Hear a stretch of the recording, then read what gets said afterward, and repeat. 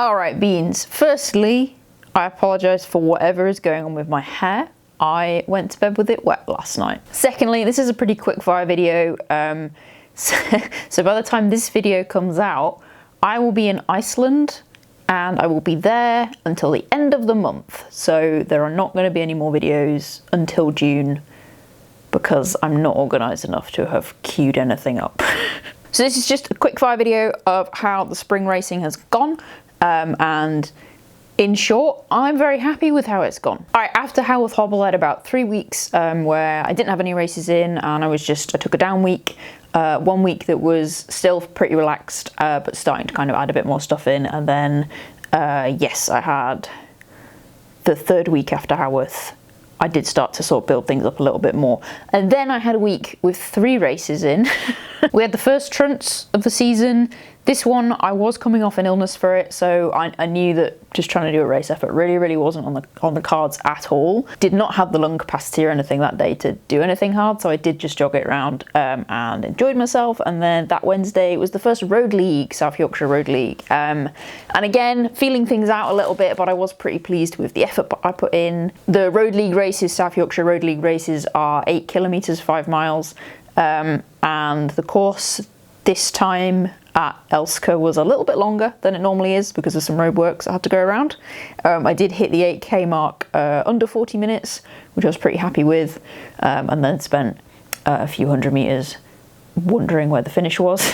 But we got to the end, felt like I put in a solid effort and I was pleased with myself.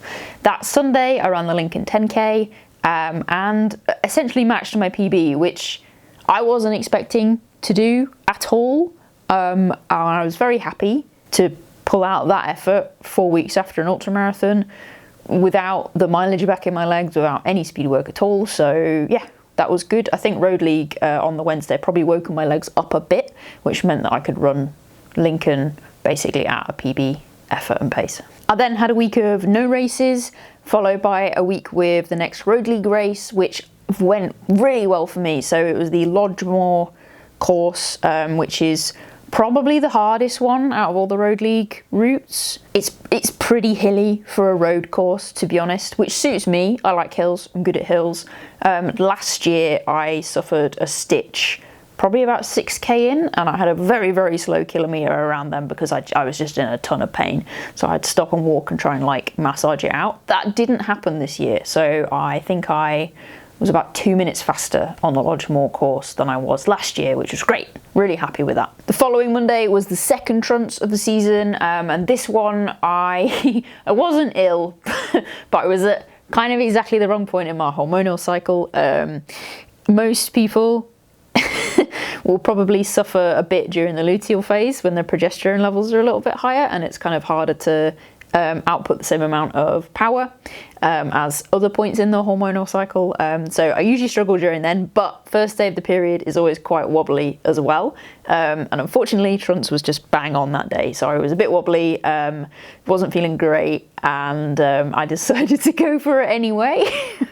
So absolutely hammered it and ran my 3rd fastest Trunts time, which is really good considering the 2 fastest Trunts times I've run were at the end of last season. To run my 3rd fastest at the beginning of this season is a really good position to be in, and I'm excited to see kind of what happens over the next few Trunts races. It was also a big confidence boost to have been able to kind of still hammer the effort and get that kind of time on a day where I did not feel particularly great. Last week was the 3rd Road League race, which went super well. So I went and looked into the stats after this.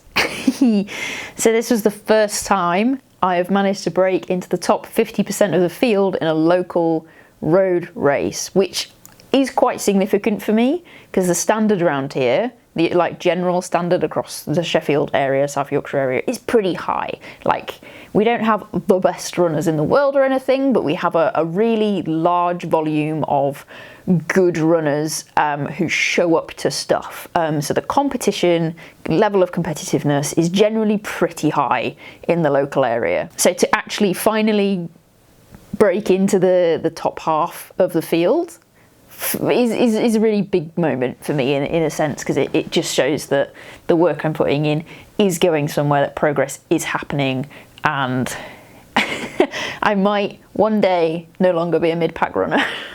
That weekend on the Sunday, I did Kinder Downfall Fell Race, and that really wasn't a race effort at all. I ran it with my friend, and we took the first half.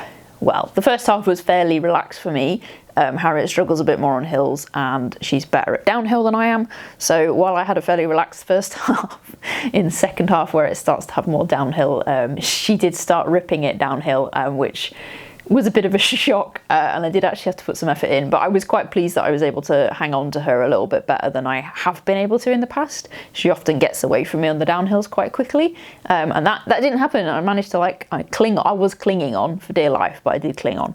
So while there was no sort of target or result there or anything that I really was paying attention to or aiming for, that was still a really good outing. It was a solid effort and I really enjoyed myself. So last night, I ran the first in the Loxley Lash series. So this is a race series that happens in Sheffield at the Forge Valley Cycle Track, and it's run by Sheffield Running Club. It's 3 races.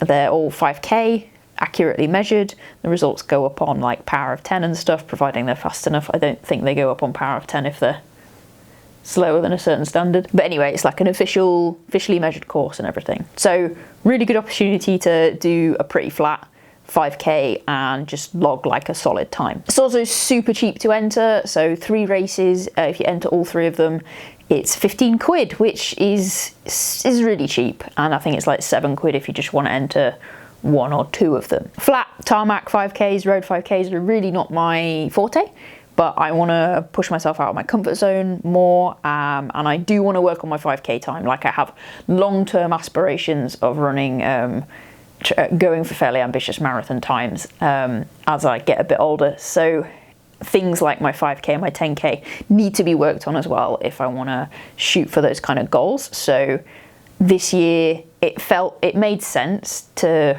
book onto the Loxley Lash series and just use it to kind of see where I'm at, how much I need to do, and use it as a good stimulus as well. It's a solid racing stimulus. There are enough people in the field to kind of work towards, try and pick people off, try and stay ahead of certain people, so it's good kind of racing stimulus as well. And because it is just loops of a cycle track, it was pretty easy to kind of lock in to my pace and just get in the zone and just focus on kind of clipping off the kilometers and trying to work up towards people who are in front of me. I went in with no real expectations. It was very much a case of see how I felt in the first kilometre and then kind of make a plan from there. And I felt shockingly good the whole way, which was completely unexpected because historically I really struggle over 5k race distances. It went very smoothly. I definitely could have pushed more. There was more in the tank aerobically. The thing I wasn't really sure of was how my legs would feel, because I'd kind of had totally suboptimal prep. I just had to run to work as normal and do my normal strength training session because there wasn't another point to get it in this week. And then I ran from work to the race location, so there was a lot of bits and pieces going on beforehand that definitely didn't lead up to sort of a suboptimal race prep if I was going to go for a particular time. But it still hasn't really sunk in. So on Strava, I have a new 5k PB. The GPS did measure the course a little bit long, so my official time is 22:45, I think, for the race last night, which is about 16 seconds off my official PB. But to be that close to it without doing any specific prep was not expected and feels very strange. Because in my head, I had this sort of notion that trying to hit the pace that I needed to match my old PB was just totally a nauseating and terrifying monster to try and tackle. But last night felt so fine that I know if I properly go for it for the second race of the series and really try and get a bit closer to that red line, now that I know my legs aren't going to just jelly on me in the last kilometre, yeah, I know it's exciting. It just feels like all the consistency is really starting to pay off.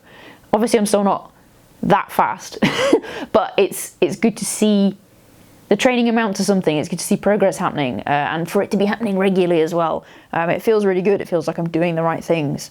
And I'm just excited to keep doing more of the right things and see what happens. I do have one more spring race. I've got Trunts on Monday again, but because we're leaving for Iceland on Tuesday, I will not have time to edit anything on Monday evening, because I'm going to need to basically make sure everything's ready for us to leave, and then we're leaving pretty early in the morning. So this will be the wrap up for the spring racing, and I'll just have to follow me on Instagram or something if you're desperate to know how Trunts goes on Monday. But yeah, as I said, by the time this comes out, by the time this goes live, I will, assuming nothing disastrous has happened, be in Iceland, and I will see you in June. Thanks for watching, and I'll catch you in the next one.